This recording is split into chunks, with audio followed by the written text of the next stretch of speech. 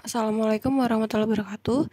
Perkenalkan, nama saya Elsa Guspiana dengan NIM 120220036 dari kelas PKSR 2 dengan dosen pengampu yaitu Bapak Asirin STMT. Di sini saya akan membawakan sebuah materi studi kasus yaitu perencanaan kawasan ekonomi khusus industri di Bitung. Yang pertama yaitu ada outline. Di sini terdapat landasan teori, definisi kawasan ekonomi khusus, gambaran umum wilayah, gambaran rencana dan pengelolaan, ulasan kritis, usulan agenda kebijakan, serta agenda penelitian di masa depan. Yang pertama membahas mengenai landasan teori. Teori yang pertama yaitu teori neoklasik. Teori ini adalah teori ekonomi yang menekankan pada pasar bebas dan persaingan, di mana harga dan kuantitas ditentukan oleh permintaan dan penawaran. Kemudian teori yang kedua yaitu teori Keynesian. Teori ini merupakan teori ekonomi yang menekankan pada peran pemerintah dalam mengatur ekonomi, terutama dalam mengatasi ketidakseimbangan antara permintaan dan penawaran. Kemudian yang terakhir adalah teori klaster.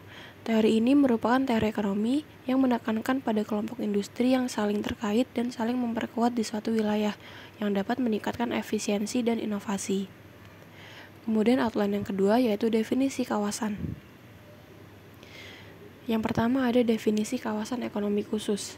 Kawasan dengan batas tertentu dalam wilayah hukum Negara Kesatuan Republik Indonesia yang ditetapkan untuk menyelenggarakan fungsi dengan manfaat perekonomian tertentu. Kemudian tujuan pengembangannya.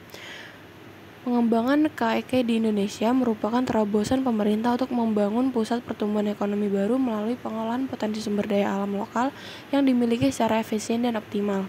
Dengan adanya hal ini diharapkan dapat menarik investasi, mendorong kegiatan ekspor impor, dan menciptakan lapangan pekerjaan bagi masyarakat sekitar kawasan ekonomi khusus. Kemudian kelembagaan kawasan ekonomi khusus terdiri dari Badan Pengelola Kawasan, Dewan Pengawas, dan unit pelaksana teknis. Kemudian definisi kawasan ekonomi khusus kawasan industri. Kawasan ekonomi ini digunakan untuk mengembangkan industri dan memiliki fasilitas yang mendukung seperti jalan raya, pelabuhan, dan bandara. Hal ini bertujuan untuk meningkatkan daya saing suatu wilayah dan mempercepat pertumbuhan ekonomi melalui keberadaan kelompok industri yang saling terkait dan saling memperkuat di suatu wilayah. Kemudian gambaran umum. Di sini saya mendapatkan studi kasus di wilayah Bitung, Provinsi Sulawesi Utara, Indonesia. Profil wilayah Bitung. Bitung merupakan sebuah kota di Provinsi Sulawesi Utara, Indonesia. Kota ini terletak di ujung utara Sulawesi dan berbatasan langsung dengan Laut Sulawesi. Bitung memiliki luas wilayah sekitar 303,44 km persegi dan terdiri dari 8 kecamatan. Berikut merupakan peta administrasi Kota Bitung, Provinsi Sulawesi Utara. Selanjutnya data dasar. Bitung merupakan salah satu kawasan di Indonesia yang diusulkan sebagai kawasan ekonomi khusus industri. Kawasan ekonomi khusus di Indonesia dibangun di wilayah yang sesuai dengan rencana tata ruang wilayah dan tidak berpotensi mengganggu kawasan lindung, mempunyai batas yang jelas, dan lahan yang diusulkan menjadi kawasan ekonomi khusus telah dikuasai paling sedikit 50% dari yang direncanakan. Kawasan ekonomi khusus Bitung diusulkan berdasarkan keunggulan komoditas di Provinsi Sulawesi Utara, yaitu produk turunan kelapa, perikanan, dan produk turunannya. Kawasan ekonomi khusus Bitung layak secara finansial untuk dilakukan. Selanjutnya gambaran umum kawasan ekonomi khusus kawasan industri di Bitung. Kawasan ekonomi khusus industri di Bitung merupakan salah satu dari 19 kawasan ekonomi khusus yang tersebar di Indonesia. Kawasan Bitung diusulkan berdasarkan keunggulan komoditas di Provinsi Sulawesi Utara, yaitu produk kelapa, perikanan, dan produk turunannya.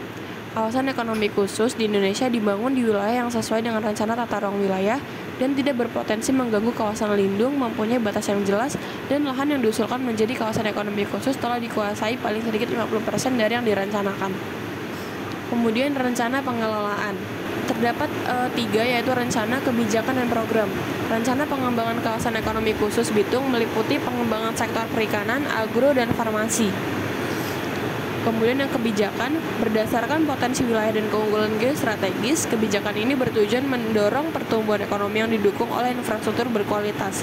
Kemudian programnya, program-program yang terkait dengan KEK Bitung meliputi pengembangan infrastruktur, peningkatan kualitas sumber daya manusia, dan pemberian insentif bagi investor. Kemudian ada pengelolaan dan kelembagaan. Sistem pengelolaan KIK di Bitung meliputi pengaturan tata ruang, pengelolaan lingkungan, dan pengawasan terhadap kegiatan ekonomi di wilayah tersebut. Untuk kelembagaannya, terkait dengan KIK Bitung meliputi Badan Pengelola KIK Bitung, Dewan Pengawas, dan unit pelaksana teknis. Selanjutnya adalah ulasan kritik. Ulasan kritik yang pertama yaitu kurangnya kepastian kepemilikan lahan, infrastruktur jalan yang belum memadai, dan kurangnya aksesibilitas listrik. Pemerintah perlu meningkatkan kualitas sumber daya manusia melalui pelatihan dan pendidikan untuk meningkatkan daya saing sektor-sektor yang ada di KIK Bitung. Kemudian yang terakhir adalah pemerintah perlu meningkatkan koordinasi antar lembaga dan memperkuat pengawasan terhadap kegiatan ekonomi di wilayah tersebut untuk mencegah timbulnya dampak negatif secara ekonomi dan sosial. Selanjutnya adalah agenda kebijakan. Usulan agenda kebijakan.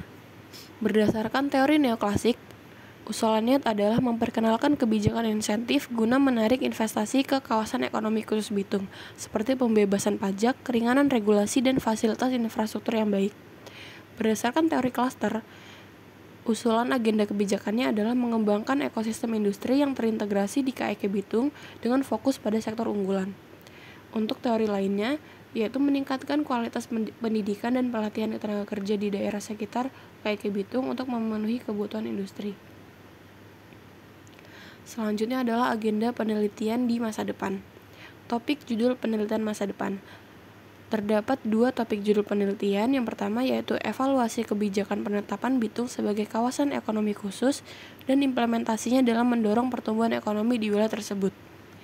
Topik judul yang kedua adalah analisis kebijakan insentif yang diberikan oleh pemerintah untuk menarik investasi ke KIK Bitung dan dampaknya terhadap pertumbuhan ekonomi.